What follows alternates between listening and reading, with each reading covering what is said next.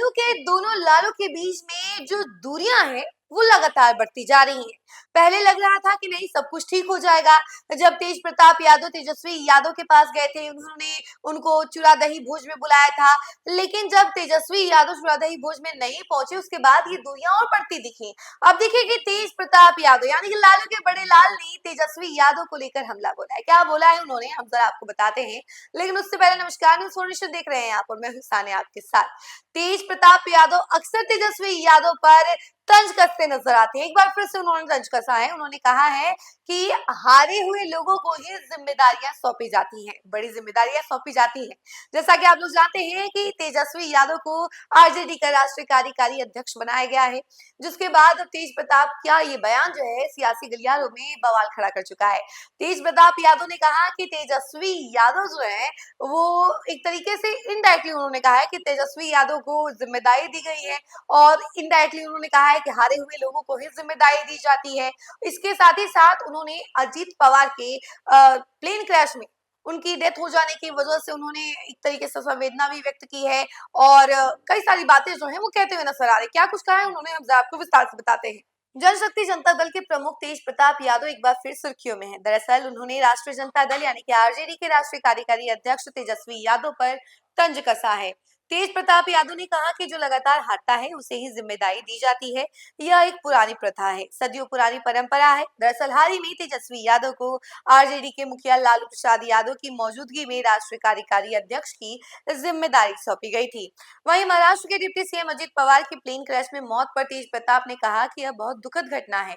DGCA को plane crash की जांच करनी चाहिए ताकि पता चल सके कि यह क्यों हुआ, यह हादसा था या कोई साजिश। हाल ही में एयर इंडिया की एक फ्लाइट भी क्रैश हुई थी। सरकार को ऐसी घटनाओं को गंभीरता से और अच्छी तरह से देखना चाहिए। पूरा देश हताश और परेशान है। मैं चाहता हूं कि पूरे मामले की जांच होनी चाहिए। इसके अलावा डिप्टी सीएम अजित पवार की मौत पर पश्चिम बंगाल की सीएम ममता बनर्जी के बयान पर तेज प्रताप यादव ने कहा कि मुझे नहीं पता है कि वह क्या कह रही हैं। मैंने पहले भी कहा है कि षड्यंत्र हो सकता है, इसलिए सरकार को इसकी गंभीरता से जांच करनी चाहिए। वहीं रोहिणी आचार्य के पोस्ट पर तेज प्रताप यादव ने कहा कि उन्होंने जो पोस्ट किया है बिल्कुल सही कहा है। राजद हमारी पार्टी नहीं है जो हम इस पर अब कुछ बयान दे। हमारी पार्टी अलग है। यह बात तो जाहिर है कि जिसके नेतृत्व में चुनाव हारते हैं जिम्मेदारी भी उसी को दी जाती है। यूजीसी के नए नियम को लेकर हो रहे विरोध पर तेज प्रताप यादव ने कहा कि जो विरोध प्रदर्शन किया जा रहा है सभी को सरकार देख रही है। जनशक्ति जनता दल का यूजीसी को समर्थन है। तो देखा आपने कि तेज प्रताप यादव एक तरफ जहां यूजीसी एक्ट के समर्थन में उतर गए हैं, कह रहे हैं कि यूजीसी एक्ट के साथ है वो, और जो भी लोग कर रहे हैं, जो धरना प्रदर्शन हो रहा है, जो चीजें हो रही है वो सब सरकार देख रही है और कोई ना कोई बड़ा डिसीजन लिया जाएगा। तो वहीं दूसरी तरफ ममता बनर्जी के उस बयान को लेकर जब तेज प्रताप यादव से सवाल किया गया तो उन्होंने क्लियरली कहा कि हम नहीं जानते कि ममता बनर्जी ने क्या कुछ कहा है, लेकिन हाँ उन्होंने ये जरूर कहा कि हाँ हमको भी स्टार्टिंग से ही लग रहा है कि षड्यंत्र हो सकता है, इसीलिए सरकार को इसकी गहन जांच करनी चाहिए कि आखिर प्लेन क्रैश कैसे हुआ। और कई सारी बातें भी निकल कर सामने आई, क्योंकि आपको तो याद ही होगा कि ममता बनर्जी ने कल ही कहा था कि ये एक बड़ा षड्यंत्र है और षड्यंत्र के तहत ही प्लेन क्रैश हुआ है और अजित पवार की डेथ हुई है। तो ये सारी बातें जो है ममता बनर्जी के द्वारा कही गई, और इसी पर तेज प्रताप यादव ने भी टिप्पणी की और रोहिणी आचार्य के पोस्ट को लेकर कहा कि वो बिल्कुल सही कह रही है।